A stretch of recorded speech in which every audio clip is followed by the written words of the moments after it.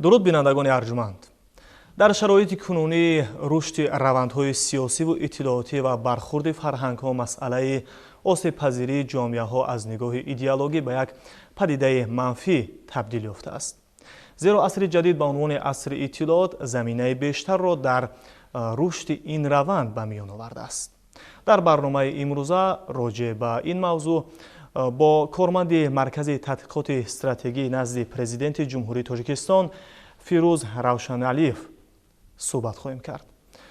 хуш омадед ба барнома. ва аввалан хуб мешуд ки роҷеъ ба ҳамин раванде ки дар ҷаҳони имрӯзи пуртазод ҷараён дорад, яъне равандҳои иттилоотиву идеологӣ, бархурди фарҳангҳо ҳарф мезадед ки дар ҳоли имрӯз чӣ гуна ҷараён дорад? Ташаккури зиёд. Бубинед, имрӯз масъалаҳои хеле муҳим ва аввалиндараҷа барои ҳар як кишвар дар ҷаҳони муосир меистад ки аз ин масъалаҳо, яъне вуҷуд доштани давлатдорӣ ва давом додани давлатдорӣ ва махсусан давлатдории миллӣ вобастагӣ хеле калон дорад. Ва он падидаҳо ва равандҳое ки дар ҷаҳони муосир шуда гузашта истодаанд, инҳо метавонанд бевосита таъсир ба давлатдории миллӣ, ба фарҳанги миллӣ ва инчунин ба тафаккури миллии ҳар як кишвари миллӣ ё давлати миллӣ таъсири мусбии худро ва инчунин таъсири манфии худро ҳатто расонда тавонанд. Аз ин хотир ҷомеаҳоро зарур аст, махсусан кишваре моро ки ҳамчун кишвари соҳиби истиқлол ва ҳамчун кишвари миллӣ, давлати миллӣ мо рушду инкишоф карда истодаем ва давра ба давра ба дастовардҳои муҳими таърихӣ ва махсусан даврони истиқлол ноил гаштем ва ҳанӯзам ноил гашта истодаем. Ин проблемаҳо ва он равандҳое ки шумо қайд кардед, махсусан раванди ҷаҳонишавӣ ва дигар падидаҳои манфие ки имрӯз дар ҷаҳони муосир мутаассифона дунёро фаро гирифтааст, мо низ дар канор монда наметавонем. Аз ин хотир аст ки барои кишвари мо хеле муҳим аст, барои ҷомеаи мо хеле муҳим аст ки он арзишҳои миллии худро бо кадом дараҷа ҳифз кардан дар кор аст ва чӣ гуна барои таҳкими ваҳдати миллӣ, барои таҳкими истиқлолияти давлатӣ ва гаштан ё эҳёи асолати миллии худ мо чӣ қадамҳои устувореро мегузорем. Аз ин иқдомҳои мо ояндаи миллату давлат хеле вобастагӣ калон дорад. аслан ҳамин гӯем ки таъсиррасонӣ ба идеологияи ҷомеаҳо аз ҷониби гурӯҳҳои алоҳида, кишварҳои алоҳида бо кадом мақсад амалӣ карда мешавад? Имрӯз воситаҳое ҳамчун иттилоотрасон, ҳамчун интернет, инҳо воситаҳои саҳнаи асосӣ ҳастанд барои кишварҳои абарқудрат ва барои он кишварҳоеро ки мехоҳанд фарҳанги худро ба тафаккури ҷомеаҳо паҳн кунанд ва талқин намоянд, барои онҳо як майдони бисёр озодеро фароҳам овардааст. Аммо дар аз ин падидаҳо чӣ гуна миллатҳо ва давлатҳои миллӣ чӣ гуна мебароянд, ин масъалаи дигар аст. Аз ин хотир аст ки моро зарур аст ки барои ба хотири баланд бардоштани маърифати сиёсию ҳуқуқии шаҳрвандони худ, ба хотири боз ҳам яъне эҳё намудани он фарҳангҳои неки аз ҷудодонамон ва баланд бардоштани маърифати миллӣ ва идеологияи миллӣ ва он фарҳанги миллие ки ҳамчун ҷавҳари асосӣ аз гузаштагони мо ба мо мерос мондааст, инҳоро ҳифз кардан дар замони муосир хеле масъалаи ҷиддӣ аст. Чунки бубинед, дар раванди таърих миллати мо баъд аз байн рафтани давлати Сомониён қариб 1000 сол яъне дар масири таърих барои баргаштан ба асолати миллии худ кӯшиш карданд. Бисёре аз фарзонаи миллати мо ҷони худро аз даст доданд ки кишвари миллии худро боз ташкил кунем ва ба он асолати миллии худ баргардем. хушбахтона давраи истиқлолият ба даст довардани истиқлолият барои мо имконият фароҳам овард ки мо ба асолати миллии худ баргардем ва як давлати миллиеро ташкил кунем ки дар он ваҳдати миллӣ ҳукм фармо бошад ва он давлати дунявӣ ва демократӣ бошад ва аз тарафи ҷомеаи ҷаҳонӣ шинохта ва эҳтиром шавад. Ин хушбахттарин ва дастоварди муҳими таърихӣ барои миллати бузурги мо ҳаст. ҳанӯз ҳам гурӯҳҳои махсусе вуҷуд доранд ки бо тафаккур ва идеология ғаразноки худ чӣ дар дохил ва чӣ берун аз кишвар вуҷуд доранд ки таъсири манфии он ҳанӯзам яъне таҳдидҳои он ҳанӯзам вуҷуд дорад.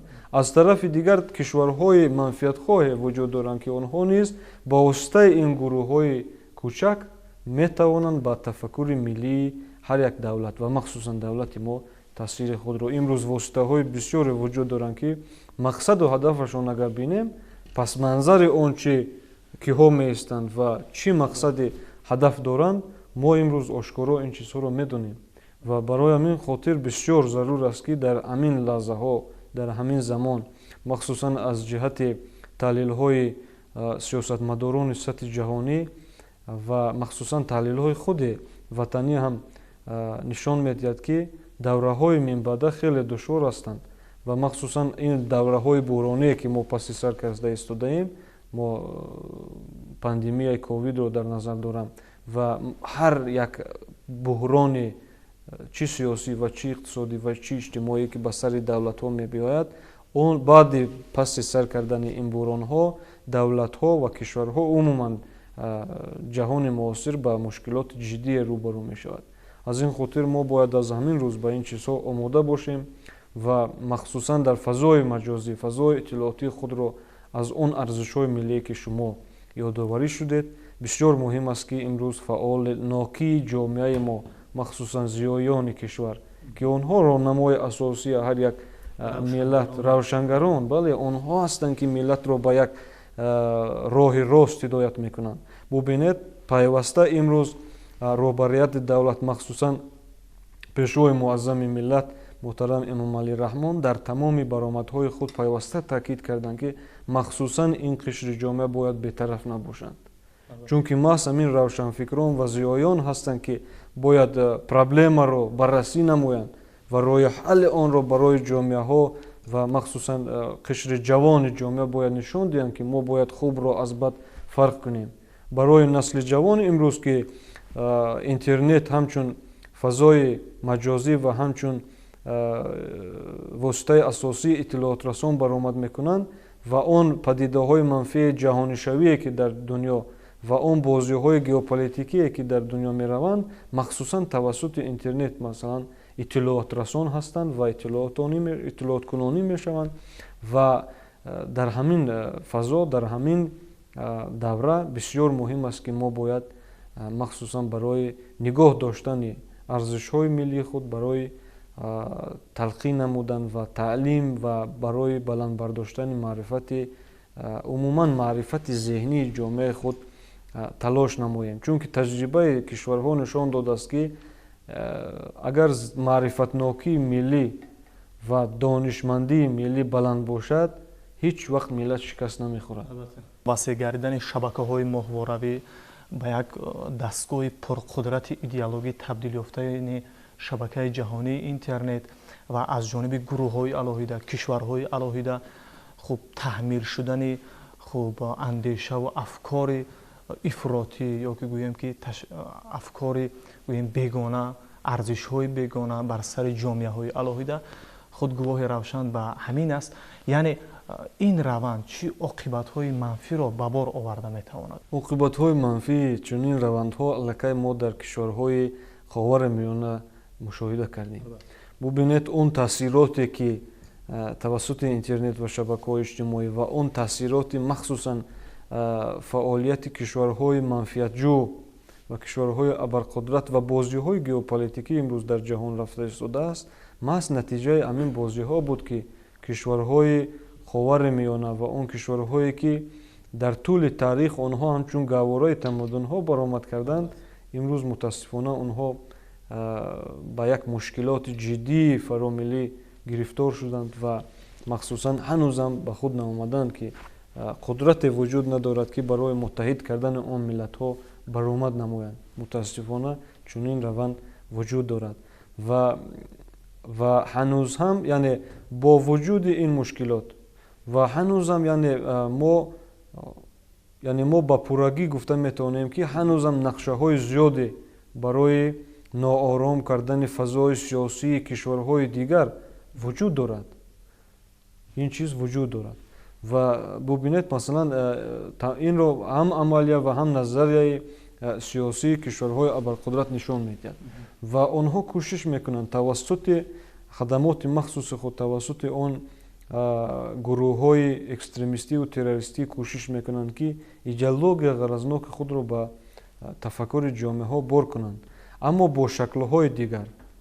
агар мо масалан сценарии асосие ки дар сурияву ироқу шом ва ливияву масалан дигар кишварҳои шарқи наздик рух доданд, яъне махсусан ин сценариҳо шояд дар дигар кишварҳо ба чунин шакл вонамуд намешаванд ва аммо онҳо бо шаклҳои дигар бо усулҳои навин ҳатман аз худ дарак метиҳанд. амнияти давлат аз ҳама чизи муҳим аст ва махсусан амнияти кишвар ва амнияти давлату миллат имрӯз аз амнияти иттилоотии кишварҳо вобастагӣ калон дорад. таъсирпазирӣ аз нигоҳи идеологӣ миёни ҷомеаи мо ҳам аллакай ба мушоҳида мерасад. яъне як нав таблиғи фарҳанги миллӣ, идеологияи ғайр тавассути шабакаҳои моҳворавӣ ё таҳмил гардидани ҳамин идеология, ҳамин арзишу, ҳамин фарҳанги бегона тавассути гӯем ки шабакаҳои иҷтимоӣ тавонистааст то ҷое ба мафкура ва гӯем ки тафаккури мардуми мо таъсир расонад. ҳамин чиз дар шакли чӣ имрӯз зоҳир мешавад? махсусан имрӯз мо бояд дар бораи он мушкилоте гап занем ки мардум бо он рӯбарӯ шудааст, ҷомеаи мо албатта. бубинед филмҳои махсусе вуҷуд доранд, филмҳои хориҷӣ. як филми хориҷӣ, масалан як филми туркӣ, албатта барои худи миллати турк ва давлати Туркия ин дастоварди муҳим аст ки онҳо тавонистанд таърихи худро таблиғ кунанд, таърихи худро барои ҷаҳониён нишон диҳанд, арзишҳои миллии худро нишон диҳанд. ин барои онҳо як дастоварди муҳим аст, лекин барои давлатҳои дигар ва махсусан ҷомеаи мо ин таъсири манфӣ ҳисоб карда мешавад. мо вақте ки имрӯз проблемаи мушкилӣ махсусан тақлид ба фарҳангҳои бегона мо гап мезанем, мо бояд сарчашмаҳои асосиро пайдо кунем ки аз он ҷо таъсири манфии худро аз куҷо сар мезанад. чунки дар давраҳои пеш чунин чиз набуд. масалан имрӯз чаро чунин аст ва ин бевосита аз тамошо кардани он филмҳои силсила филмҳои туркие ки масалан он бевосита ба тафаккури ҷомеаи мо на танҳо филмҳои туркӣ, ман дигар филмҳоро низ дар назар дорам, аврупоиам онҳо ҳам метавонанд ба арзиши миллии мо таъсири манфии худро расонанд. мо бисёр боигариҳои таърихӣ фаровоне дорем ки дар тӯли таърих онҳо ба мо ба амонат гузошта шуданд. мо имрӯз тавассути филмҳо бояд тавассути филмҳо бошад, тавассути дастгоҳҳои идеологӣ он арзишҳои миллии худро талқин кунем. фақат тавассути китобу фақат тавассути сухан гуфта намешавад. имрӯз мо бояд бештар ба ҳамқадами замон будан дар кор аст ва бубинед имрӯз пайваста пешроҳои миллат ҳамеша таъкид мекунанд ки мо бояд таърихи худро аз худ кунем, таърихи худро ҷиддӣ омӯзем, амиқан омӯзем. вақте ки мо таърихи давлат, таърихи миллати бузурги худро омӯзем, дар он вақт ғурури миллии мо боло меравад. ҳеҷ вақт ғурури миллӣ дар ҷои хушк холӣ пайдо намешавад. тавассути як сухан гуфтан ҳеҷ вақт ғурури миллӣ ва худшиносии миллӣ ҳеҷ вақт пайдо намешавад. ва ин боис мешавад ки масалан дар баробари оне ки хуб филмҳои хориҷиро мебинад ё ин ки масалан як матлаберо аз ҷониби гурӯҳҳои алоҳида бар болои ӯ таҳмил мекунанд, вай аллакай андешаи таҳлилгароиро пайдо менамояд. вақте ки тафаккур холӣ аст, вақте ки андеша холӣ аст, хоҳ нохоҳ дода мешавад ба ҳар чизе ки болои ӯ таҳмил мешавад. яъне манбаи асосӣ ки мо метавонем ки садди роҳи ин мушкилот шавем, пеш аз ҳама боло бурдани дониши сиёсӣ ва огаҳ будан аз таърих, фарҳанг, тамаддуни миллӣ аст. хеле муҳим аст. бубинед имрӯз агар мо ба таърихи миллати худ нигоҳ кунем, вақте ки дар асрҳои миёна ва дигар асрҳое ки миллати мо соҳиби давлат буд, миллати мо соҳиби тамаддун буд, дар он замонҳо дар он солҳо дигар кишварҳо ва дигар миллатҳо дар давраи ҷоҳилият зиндагӣ мекарданд.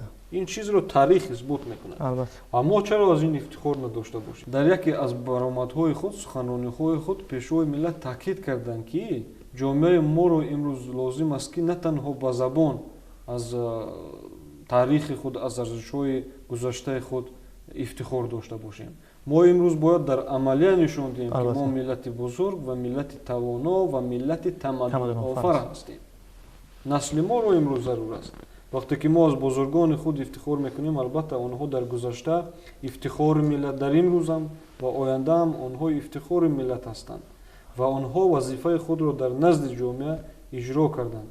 лекин имрӯз мо бояд вақте ки аз арзишҳои миллӣ сухан мекунем, аз ғурури миллӣ сухан мекунем, мо то осори бузургони худро хуб наомӯзем ва дарк накунем, ҳеҷ вақт дар мо ғурури миллӣ пайдо намешавад.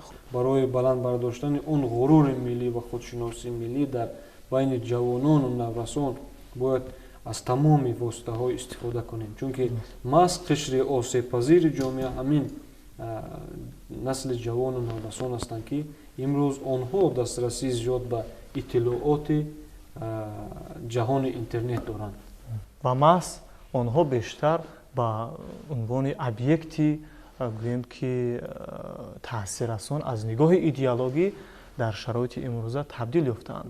хуб аз ҷониби дигар гирем, маҳз наврасону ҷавонон ояндасоз ва пешбарандаи фардои фарҳанг, тамаддун ё гӯем ки миллати мо ҳастанд. аз ҳамин нигоҳ чун аз гӯем ки хурдсолӣ мешавад дар тинати насли наврасу ҷавон ҳамун ифтихори миллӣ, ҳамун мафкураи миллӣ ё идеологияи миллиро гӯем сабзонид. дар ҳамин росто нақши институтҳои ҷомеаро то куҷо шумо муҳим медонед, яъне оила, мактаб, боғча то куҷо саҳм доранд ва ҳамин саҳмгузории онҳо чӣ гуна бояд сурат гирад? ман фикр мекунам ки дар боло бардоштани маърифати сиёсиву ҳуқуқӣ ва баланд бардоштани ҳуввияти миллӣ ва худшиносии миллӣ нақши маориф хеле муҳим аст. дар ҳама кишварҳои пешрафта маҳз маориф воситаи асосии рушду инкишофи давлату ҷомеа баромад мекунад. яъне омӯзгорони ҳирфавӣ, омӯзгорони ҳирфавӣ ва омӯзгорони касбӣ ва бубинед дар тамоми суханрониҳо баромадҳои худ пешвои миллат президенти ҷумҳурии Тоҷикистон муҳтарам Эмомалӣ Раҳмон маҳз ба ҳамин соҳа таъкиди зиёд мекунад ки ин қишри ҷомеа бояд ин соҳа бояд пешравии ҷиддиро дошта бошанд, чунки дар дунё миллате тавоно мешавад ки маърифати баланд дорад, илму дониши замонаро аз худ кардааст ва ҳамқадами замон аст. ва бубинед мо ягон мушкилоти имрӯз надорем, таърихи бузург дорем, фарҳанги бузург дорем, арзишҳои бузург ва волои миллии худро дорем ва имкониятҳои муосирро низ дар ихтиёри худ дорем. пас чаро мо бояд аз ин чизҳо самаранок истифода накунем? чун ин ҷо атрофи насли ҷавон ва насли наврас гуфтед, бинед ки воқеан чун ҳамин ифтихори миллӣ, мафкураи миллӣ ё идеологияи миллиро вақте метавонем дар тинату сиришти насли фардосоз бедор кунем, дар оянда ё имрӯз ҳам онҳо метавонанд дар муқобили ҳар гӯем ки идеология, ҳар як гӯем ки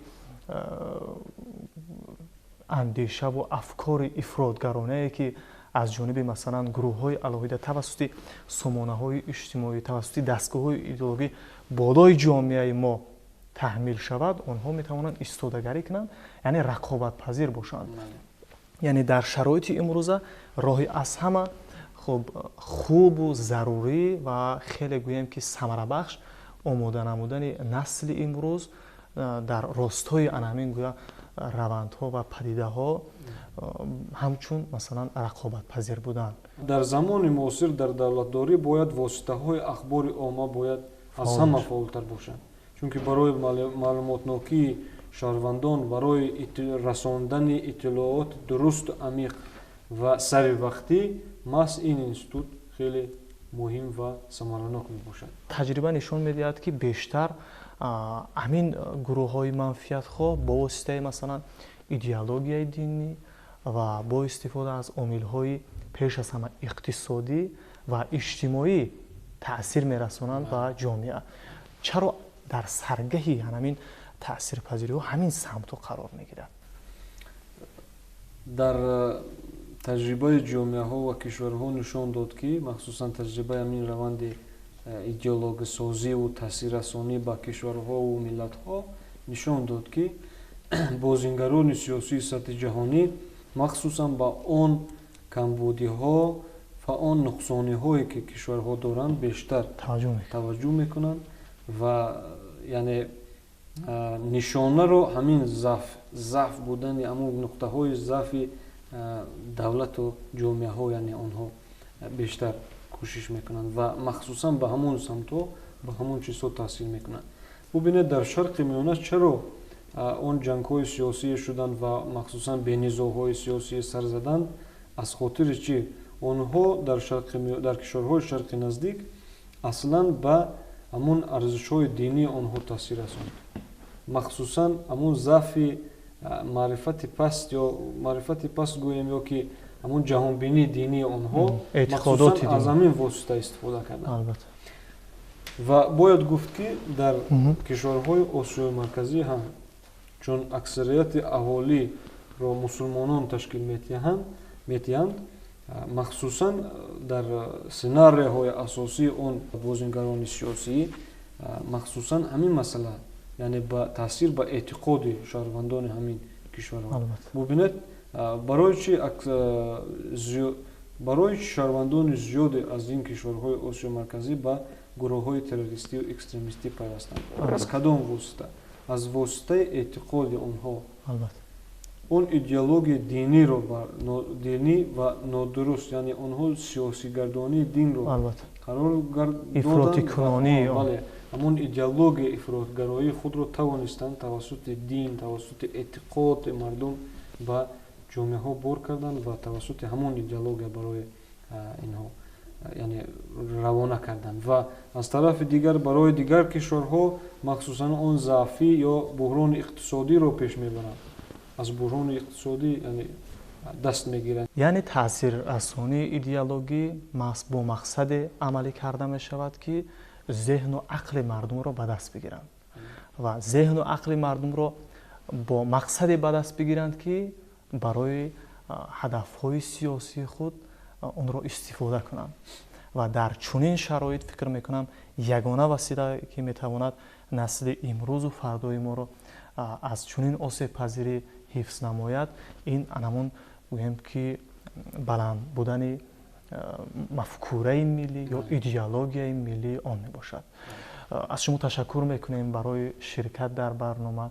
воқеан то замоне ки дунё боқист зиддиятҳои идеологӣ арзи вуҷуд дорад, аммо дар шароити имрӯзаи бархурди фарҳангҳо ё гӯем ки бархурди идеологияҳо ягона василае ки метавонад моро ҳифз намояд ин андешаи солим аст ва мо ҳам бо умеди ташаккули ифтихори миллӣ, ташаккули идеологияи миллӣ дар ниҳоди ҳар фарди кишвар барномаро ба поён мерасонем. комёбу тансиҳат бимонед.